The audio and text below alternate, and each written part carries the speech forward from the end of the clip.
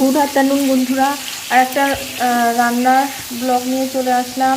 তো আমি পটলটা লাল লাল করে ভেজে নিলাম, আলুটাও ভেজে নিলাম নুন হলুদ দিয়ে। চিংড়ি মাছ দিয়ে আলু দিয়ে পটলের তরকারি হবে। তো এদিকে চিংড়ি মাছটাও নুন হলুদ দিয়ে লাল লাল করে ভেজে নিলাম।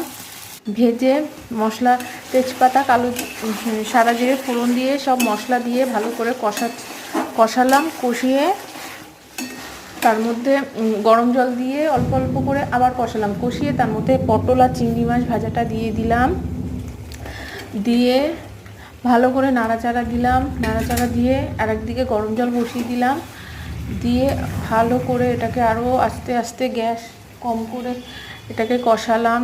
কষিয়ে তারপরে অল্প গরম জল দিয়ে এটাকে ফুটিয়ে আবার নাড়াচাড়া দিয়ে কষালাম। টাটা বন্ধুরা।